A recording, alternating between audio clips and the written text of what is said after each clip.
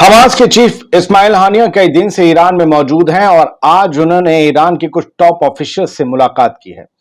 इस मुलाकात में एक बात खास हुई है, एक सवाल के जवाब में हुई है, वो आपको बताऊंगा। साथ ही आपको ये बताऊंगा कि किन अरब देशों में खुद नेशनल सिक्योरिटी डिपार्टमेंट जो इजराइल का है वहां पर जाने से मना कर दिया है यहूदियों को कि भैया इस दौरान वहां पर मत जाना, बड़ा खतरा है और हो सकता है कि तुम लोगों की जान पर आफत बनाए। तीसरी खबर जुड़ी हुई इंटरनेशनल कोर्ट ऑफ जस्टिस से, छोटी सी खबर कि किस तरीके से लताड़ा गया है इजराइल को और कहा है कि 1 महीने तक तुम पर नजर रहेगी हमारी और तुम्हें जवाब दाखिल करना होगा। एक दो और खबरें सऊदी अरब के एतबार से भी खबर है, जो बड़ी तब्दीली आई है वहां पर, उस लिहाज से भी और 2-3 खबरें और हैं। कुल जमा 4 बड़ी खबरें हैं, बाकी कुछ और खबरें हैं जो इस छोटे से वीडियो में आपके सामने पेश करनी है। लिहाजा द कंटाब को अब तक ना किया हो सब्सक्राइब तो कर लें। आदिल खान आजाद का सलाम कबूल करें। शुरुआत करते हैं वीडियो।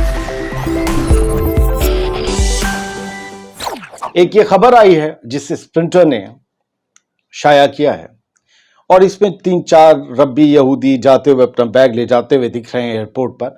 जाहिर सी ये एक प्रतीकात्मक फोटो है, लेकिन अपने यहूदियों को, अपने ज्यूज को, सेटलर्स को या फिर रब्बीज को 4 मुस्लिम देशों में जाने से नेशनल सिक्योरिटी डिपार्टमेंट ने मना कर दिया इजराइल के मत जाना वरना कांड हो सकता है। एमिड the ongoing war in the Gaza, क्योंकि गाजा में जो जंग चल रही है उस दौरान इजरायली नेशनल सिक्योरिटी हेडक्वार्टर्स ने अपने सिटीजन्स को रिकमेंड ये किया है कि हो सके तो तुर्की, मोरक्को, इजिप्ट और जॉर्डन, इन 4 देशों की यात्रा मत करिए, लेकिन किन खास दिनों में? ईव ऑफ पास ओवर के दौरान। ईव ऑफ पास ओवर अप्रैल में 18 के आसपास होगा। ये जो है जब इजिप्शियन से ये इजरायली आज़ाद हुए थे, कुछ उसका बड़ा इतिहास है। 7 दिन तक खमीरी रोटी खाते हैं, उसकी याद में ये जश्न मनाते हैं। तो माना यह जा रहा है कि जश्न के दौरान इनके जश्न को सुर्ख करने के लिए कहीं इन 4 मुल्कों में, जिनका नाम मोरक्को, इजिप्ट, जॉर्डन और तुर्की है, कहीं यहाँ इन पर हमला ना हो जाए। ये और बात है, वहाँ के चारों हुक्मरान जो हैं वो ठंडे हैं। कोई सख्त बयान उन्होंने गजा की जंग रोकने के लिए नहीं दिया, बल्कि जो उनके तिजारती रिश्ते थे इजराइल से वो जारी रखे। लेकिन वहां की आवाम खौल रही है, उबल रही है, और यही वजह जो है वो इजराइल की नेशनल सिक्योरिटी की सबसे बड़ी फिक्र की वजह बन गई है। छोटी छोटी खबरें दिखाएंगे। दूसरी खबर जो है वो आपको ये दिखानी है, ईरान के शहरों में हमास के चीफ इस्माइल हानिया की टॉप ऑफिशियल से मुलाकात वहाँ की चल रही है। ख़ासतौर से राजधानी तेहरान में चलेगी, क्योंकि ज़्यादातर सब कुछ अफसरान और नेता और हुकूमत और सब फौज से जुड़े हुए लोग वहाँ पर मौजूद हैं। तो सीनियर हमास ऑफिशियल जो हैं इस्माइल हानिया, उन्होंने ईरान के जो हेड हैं ना, general staff, head of the Iranian general staff, army के जो जनरल स्टाफ के हेड हैं, उनसे मुलाकात की और उन्होंने पूछा कि ये इस्माइल हानिया ने शायद ये पूछा होगा कि भाई ये 6 महीने से जो जंग चल रही है, हम पहले के हथियारों से लड़ रहे हैं, लेकिन अभी फैसला नहीं हो पा रहा है। हमें लगता है कि भारी चोट करनी होगी तभी इजराइल हारेगा। क्या आपको लगता है कि इजराइल अब तक क्यों नहीं हथियार डाल पाया या फिर पीछे अपनी वापस जमीन पर जा पाया? क्यों नहीं उसने अपना एग्रेशन खत्म किया, जबकि उन्हें हम बहुत तगड़ा मुकाबला दे रहे हैं? तो इसके जवाब में जनरल जो आपके ईरानियन जनरल स्टाफ के जो हेड हैं, उन्होंने जवाब दिया कि अगर America, if the United States had not helped Israel in the war, it would have collapsed down। कि अगर अमेरिका ने इस जो जंग है, जो कॉन्फ्लिक्ट है गजा का, इसमें अगर अमेरिका ने इजराइल की मदद ना की होती, वो खैरात में गोला बारूद ना दिया होता, तो अब तक इस जंग में इजराइल कोलैप्स हो चुका होता, धाराशाही हो चुका होता, धुर्रे छूट चुके होते। लेकिन इसके बाद की कुछ बातें हैं जो हम तक नहीं आएंगी। क्या इस्माइल हानिया ने मांगा है और क्या उन्हें देने का वादा हुआ है, हमें नहीं पता। मुझे एक खबर शायद मिली थी, इजराइल के खिलाफ हमास को ईरान का एक नया हथियार मिल गया है। वो क्या है उसकी हम कभी तफसीलात पता करके आपको बताएंगे। फिलहाल ये हमास के टॉप ऑफिशियल इस्माइल हानिया की लगातार मीटिंग्स जारी हैं ईरान में और बहुत गहरा डिस्कशन हो रहा है। 7 अक्टूबर के हमले के बाद से उनकी दूसरी विजिट है। अमेरिका को जरा आप देख लीजिए, एक तस्वीर है, इसमें बीच में आपको राष्ट्रपति जो बिडेन दिखेंगे, इसके बाद आपको उनके लेफ्ट साइड में या उनके राइट साइड में, मेरे लेफ्ट में बराक ओबामा दिखेंगे, जो डेमोक्रेट्स के एक्स लास्ट प्रेसिडेंट थे, क्योंकि इससे पहले रिपब्लिकन पार्टी से डोनाल्ड ट्रंप आए थे। डेमोक्रेट्स के लास्ट थे बराक ओबामा, जो बाइडेन से पहले, और बिल क्लिंटन भी इसी पार्टी से आते थे। आपको इन दोनों के रोल याद होंगे। बराक ओबामा के टाइम में अरब स्प्रिंग हुआ, कैसे लीबिया, ट्यूनीशिया, इजिप्ट, ये सब, सीरिया, ये सब हुआ है। बिल क्लिंटन के टाइम में आपको याद होगा क्या क्या हुआ था। तो former US president Bill Clinton, Barack Obama जो है वो बाइडेन की पॉलिसीज के समर्थन में कैंपेन रैली न्यूयॉर्क में शामिल हुए। इसी साल वहां पर इलेक्शन है, तो अब वहां पर भी रैलियों का दौर शुरू हो गया है। ये अच्छी बात है कि वहां पर शमशान कब्रिस्तान नहीं होता और कोई नारा धार्मिक नहीं लगता है, लेकिन फिर भी वहां जो होता है वो इससे भी कहीं खतरनाक है।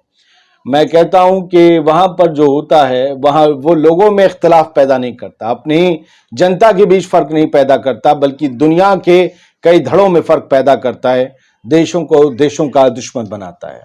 खैर, इन सब ने यह भी कहा कि एक दोगलापन देखिए कि हम इजराइल के साथ हमेशा की तरह मजबूती से खड़े हैं, उसके कॉज, उसके मकसद के साथ खड़े हैं। और दोगलाई की बात देखिए, उन्होंने कहा कि हम फलस्तीनी लोगों के लिए भी एक उनकी सेल्फ गवर्नमेंट और सेल्फ डिटर्मिनेशन का जो उनका मुद्दा है उसके साथ खड़े हैं। अब मुझे समझ नहीं आता कि एक ही गिलास में शरबत और नीम कैसे घोल सकते हैं। इजराइल का कॉज है कि तमाम फलस्तीनी जमीनों पर कब्जा करना, उसके आगे जाकर एक ग्रेटर इजराइल बनाना, और फलस्तीन की डिमांड यह है कि उसकी जमीनों से इजराइल का कब्जा हटाया जाए, एक अलग देश बने जिसमें फलस्तीन के पास 1947-48 वाला जो यूएन चार्टर उसके हिसाब से जमीन हो। अब बहुत से लोग कहते हैं नहीं पूरी फलस्तीन, अरे मेरे भाई होश में आओ, नहीं हो सकता कि इजराइल के एक एक बंदा उस जमीन से वापस चला जाए।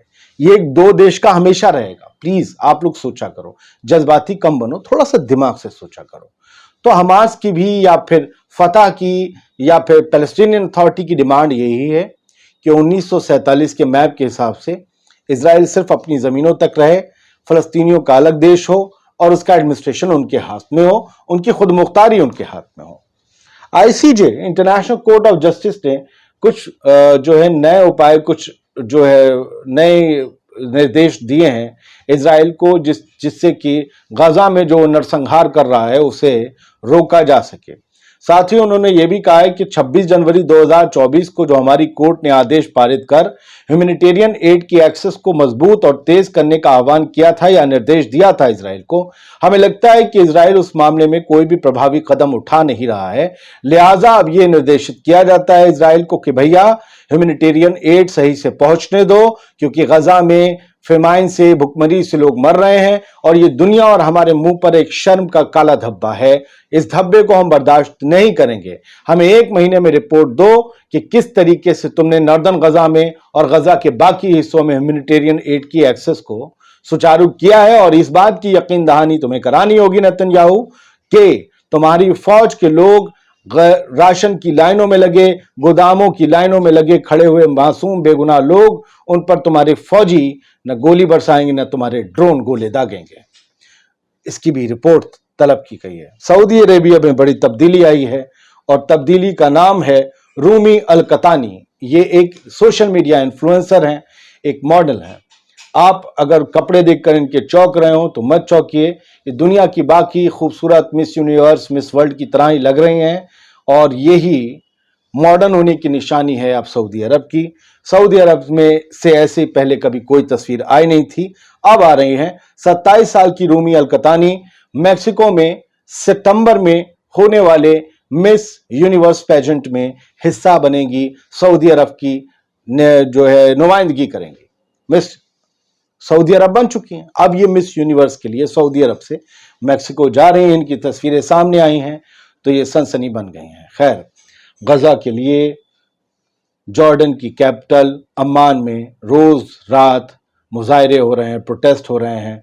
हजारों लोगों की तादाद में इस तरीके से लोगों ने गजा के हक में आवाज बुलंद की और कहा कि वहां पर इजराइल का जुल्म, बर्बरियत बंद होनी चाहिए। मैं फिर कह रहा हूं, कई मुल्कों की आवाम तो जागी हुई है, हुक्मरान सो रहे हैं।